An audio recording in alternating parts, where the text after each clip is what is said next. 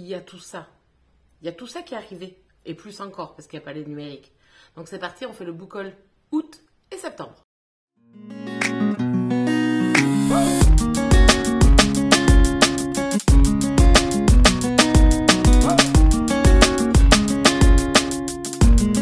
Bien bonjour et bienvenue dans cette nouvelle vidéo. Aujourd'hui, comme je l'ai introduit, toujours pareil, pas de jeu de mots, le book haul.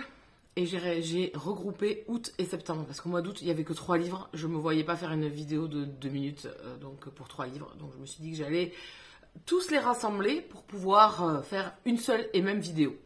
Donc comme vous pouvez le voir au mois d'août, 3 livres. Ah, j'ai été sage. Septembre, c'était moins sage, mais c'était moins sage.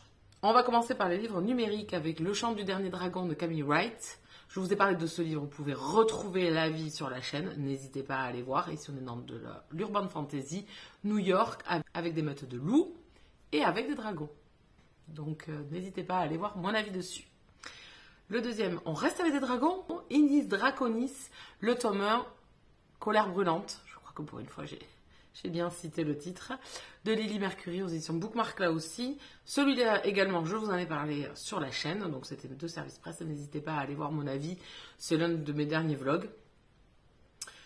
Ici aussi, Urban Fantasy, cette fois-ci, l'Urban Fantasy se passe à Copenhague, dans une caserne de pompiers, et un jeune pompier américain va aller vivre là-bas pendant une année et devoir côtoyer une famille qui est quand même assez implantée dans cette caserne. Voilà, pareil, je vous en ai parlé, je vous laisse aller voir. Le dernier dont je vais vous parler, c'est Un léger malentendu de Rose Milla. C'était la lecture commune du mois d'août, donc il est déjà lu, là aussi, donc 3 réceptions, 3 lectures déjà faites, donc c'est bien. Hein.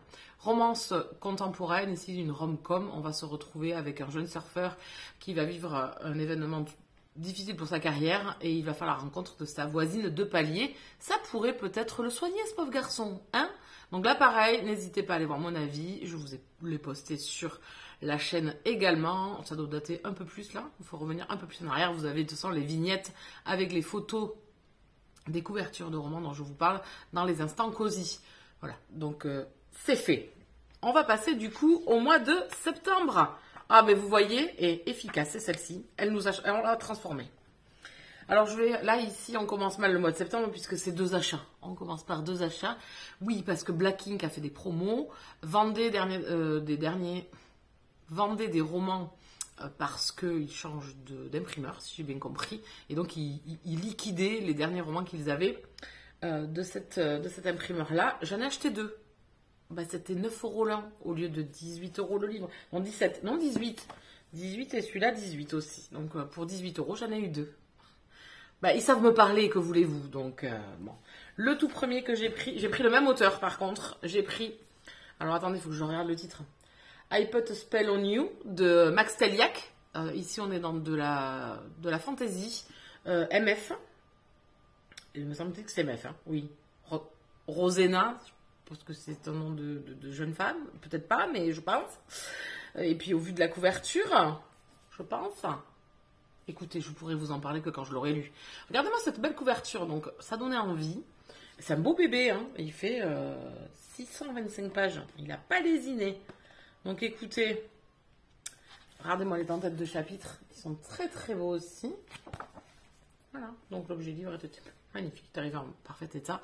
Donc voilà, un fantasy de Max Teliak, puisque c'est un auteur que je n'ai encore jamais lu, malheureusement. Et il fait du MM, puisque le deuxième que j'ai pris est Drague-moi si tu peux. Toujours Max Teliak, donc il y avait la petite carte, bien évidemment. Là aussi, nous avons des en-têtes de chapitres qui sont très très beaux. Donc là, ici, par contre, on est dans la romance contemporaine, dans le milieu du drague. J'ai entamé cette sélection puisque c'est mon nouvel audio-livre, donc j'en parlerai prochainement, je pense, sur la chaîne. J'aime beaucoup la couverture, le violet, j'adore ça, c'est une de mes couleurs. Hein. Donc je trouve la couverture sublime, ça démarre plutôt bien.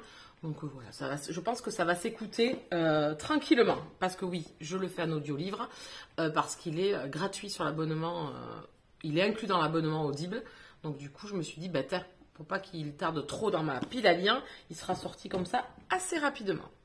On passe cette fois-ci à un service presse que j'ai reçu, que je vais lire très prochainement, La nostalgie des sentiments de Annie Munzer, aux éditions L'Archipel. J'ai déjà lu cette autrice dans un roman de Seconde Guerre mondiale, et ici on y revient aussi.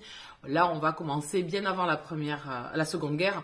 On va être au début des années 20, on va suivre une famille et cette montée du nazisme petit à petit autour d'eux, voir ce que ça fait pour leur propre famille, les bouleversements que cela va engendrer. Donc écoutez, je vous en reparle très bientôt aussi. C'est une de mes prochaines lectures. Voilà. Ensuite, on passe à un service presse là aussi, mais numérique cette fois-ci. C'est une partie 2 avec le cœur avec le cœur de notre de Lily Haim, la partie 2 de l'histoire de Louis et Ashley. J'ai beaucoup de mal à parler, je pense un petit peu, ça m'énerve. Ici, on va retrouver nos deux protagonistes. J'ai adoré ce premier opus, j'avais hâte de découvrir ce second. Il va devoir attendre puisque j'ai fait passer quand même quelques petites lectures avant. Là, ça va être dans le courant du mois d'octobre, plutôt vers la fin du mois, je pense que je vais découvrir cette histoire et cette suite. Parce qu'on reste avec une fin où on se dit, mais elle nous laisse là, comme ça, là, esselée. Ah ben oui, ah ben revenez, en semaine 2. Donc écoutez, je vous en reparle très bientôt. Numérique également, celui-là par contre, je l'ai lu et je vais vous en parler très prochainement dans une prochaine vidéo. C'est Olympic Games de Amélie Séastier. Elles se sont regroupées à plusieurs autrices, elles ont fait un recueil de nouvelles et chacune maintenant nous propose sa nouvelle à lire en dehors du recueil. J'ai beaucoup de mal, je suis désolée. Oh, ça va être compliqué. Ah, écoutez, donc ici on est dans la romance contemporaine MM, dans l'univers du hockey. On va suivre deux jeunes hommes qui sont d'équipes adverses pendant les Jeux Olympiques. Je l'ai lu, donc je vais vous en parler très prochainement. J'ai apprécié ma lecture. Et on reste toujours dans un service presse et on reste toujours sur la glace, puisque c'est Rivalité sur glace de Keira Andrews. Ici, on est avec deux patineurs artistiques, pareil, équipes différentes. Un est de l'équipe d'Amérique et l'autre est de l'équipe du Canada. On approche des JO Olympiques et ils vont devoir travailler ensemble. Je mets des guillemets. C'est surtout parce qu'ils ont les mêmes entraîneurs. Et donc, ils ne se supportent pas. Enfin, surtout là, on ne supporte pas l'autre. Voilà, c'est lui aussi. Je vais vous en reparler très très vite dans une prochaine vidéo. On continue avec un service presse, toujours chez Bookmark aussi. La mort prend des vacances en Écosse de Josh Lanyon. C'est un auteur que j'aime beaucoup. J'avance. J'ai pris beaucoup de retard. C'est un auteur qui a écrit déjà, qui est prolifique. Mais là, dernièrement, j'ai lu la saga L'Art du meurtre que j'ai adoré. Donc, j'avais envie de découvrir ce nouveau roman. Donc, on part en Écosse. Road trip. Là, il rentre dans la case pour le challenge cocooning automnal. Si vous voulez, road trip. C'est du romantique suspense. On est ici avec un jeune homme qui paye pour faire un road trip sur les pas d'un auteur de talent connu qui écrit des thrillers, et donc on avance de ville en ville là où il y a des scènes qui parlent des personnages des romans qu'il a écrits. Donc ce jeune homme part avec un bus, un tour opérateur, et il va se passer des événements un peu bizarres pendant ce tour, et donc il va aussi devoir supporter son ex-petit copain et faire la rencontre d'un autre jeune homme. Donc écoutez, je l'ai lu également, je vais vous en parler très prochainement.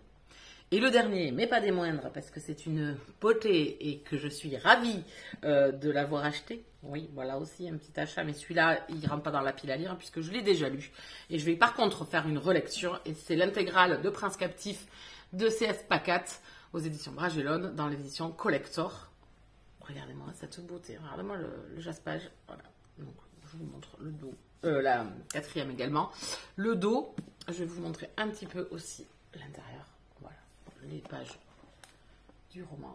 Voilà, donc écoutez, c'est un magnifique objet livre, donc la trilogie de Prince Captif, plus les nouvelles bonus qui avaient été écrites en VO mais que l'on n'avait pas en France. Donc écoutez, je suis joie. Oui, donc je vous propose une lecture commune au mois de novembre. Il faut que je fasse les posts et tout ça, tutti quanti comme d'habitude. Donc on va le lire en lecture commune au mois de novembre pour ceux qui le souhaitent, s'ils souhaitent m'accompagner. Pour peut-être certains une relecture également, et pour d'autres découverte de cette saga, ou plutôt trilogie, de Dark Fantasy MM. Attention, public averti, il se passe des événements quand même assez forts pour ces personnages. On va parler d'esclavage, on va parler de torture, donc je préfère vous prévenir. Voilà, donc écoutez, pour novembre.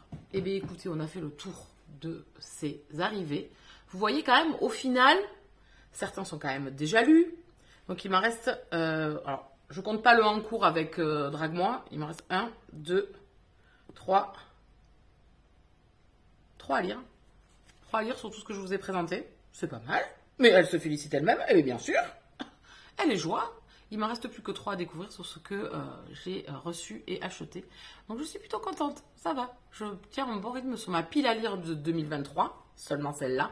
J'en ai pas beaucoup et je suis très contente de tenir le rythme et de les avoir ou de les acheter et de les lire à peu près en suivant.